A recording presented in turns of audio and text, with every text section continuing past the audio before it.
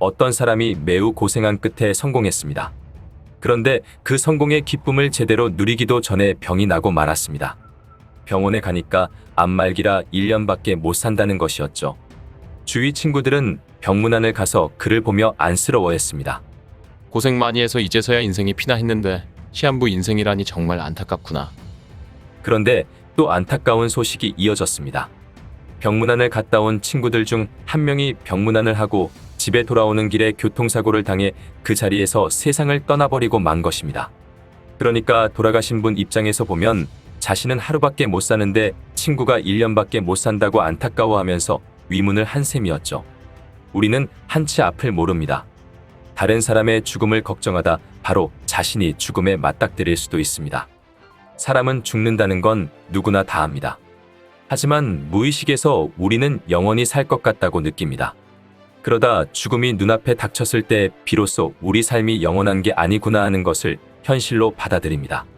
대중들에게 지혜를 나눠주고 있는 것으로 유명한 법륜 스님은 중학교 때 처음으로 죽음이란 것을 생생하게 경험하게 됩니다. 같이 자취하던 후배가 자전거를 타고 가다가 넘어졌는데 작은 돌에 머리를 부딪혀서 갑자기 죽어버린 것이었죠. 이러한 사건은 어린 시절 법륜 스님에게 굉장한 충격을 안겨주었습니다. 멀쩡하던 아이가 아주 잠깐 사이에 시신이 된 것이니 말이었죠. 또 법륜 스님은 어린 시절 몸이 약해 100m 달리기만 해도 온몸에 파란 반점이 생기고 하늘이 노래져서 쓰러질 정도였습니다. 주변 사람들은 그를 보며 오래 살지 못할 것이라고 이야기하곤 했고 그 말들이 가슴에 깊게 남았었죠. 내가 오래 살지 못한다면 40 전후까지 살 수밖에 없겠구나. 다른 사람들은 7, 80까지 사는데 나는 40이네니까 남보다 두세 배 더 열심히 살아야겠네. 죽음에 대한 두려움보다는 더 열심히 살아야 하는 계기가 됩니다. 이렇게 생각했기 때문에 몇 번이나 과로로 쓰러져서 의식을 잃을 만큼 열심히 생활합니다. 그런데 40이 넘어도 살아있으니까 살 만큼 살았다는 안도감이 들면서 그때부터는 조급함도 없어지고 편안해지기 시작합니다. 살아있으니까 열심히 일하지만 갑자기 죽는다 해도 아쉬울 게 없게 된 것이었죠. 그래서 특별히 하려는 걸 못해서 미련이 남는다든지 걱정하는 게 별로 없다고 이야기합니다.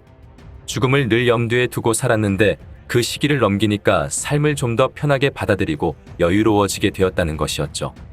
1년밖에 못 산다는 시한부 인생의 판정을 받았을 때 많은 사람들이 범하는 오류는 1년밖에 못 살기 때문에 괴로운 것이 아니라 1년밖에 못 산다는 생각에 사로잡혀서 괴롭게 살다가 아까운 시간을 다 보내버린다는 것입니다. 그러므로 인생에서 하루를 산다, 이틀을 산다, 한 달을 산다, 1년을 산다는 게 중요한 게 아닙니다. 만약 1년밖에 못 산다면 죽음에 사로잡혀서 괴로워할 게 아니라 하루하루를 남보다 10배 더 행복하게 살면 되는 것입니다. 그동안 남에게 신세진 것도 갚고 칭찬 못했던 것도 좀 해주고 영원히 살 것처럼 움켜쥐었던 것도 베풀고 이런 식으로 1년을 정말 기쁘게 산다면 그게 남은 인생을 정말 잘 사는 것입니다. 우리는 영원히 살 것처럼 생각하기 때문에 오늘 하루를 허투루 보내지만 죽음의 순간은 언제 올지 알 수 없습니다. 그러니까 오늘을 마지막처럼 최선을 다하다 보면 내일 죽어도 후회 없는 인생을 살 수 있습니다. 책 인생 수업은 대중들에게 친숙한 법륜 스님의 책으로 어떻게 살아야 만족스러운 삶을 살 수 있는지 따뜻하게 안내해주는 책입니다. 어떻게 해야 행복해지는지 그리고 욕망들을 내려놓아야 그 순간이 열리고 비로소 인생의 길이 보이기 시작한다는 삶의 진리를 쉽게 알려줍니다. 영원히 살 것처럼 오늘을 허투루 보내고 있지는 않는지 자신을 돌아볼 필요가 있습니다. 죽음의 순간은 언제 올지 알 수 없기 때문에 오늘 최선을 다해야 하고 그 마음을 잃지 않아야 내일 죽어도 후회 없는 인생을 살 수 있습니다. 그리고 이런 나의 최선이 단순히 재물이나 성공, 명예를 위한 것이라면 결코 행복해질 수 없습니다. 세상에서 추구하는 성공을 맹목적으로 따르는 것보다 스스로 만족하는 삶을 살아가는 것이 비로소 좋은 인생이라 생각해 봅니다.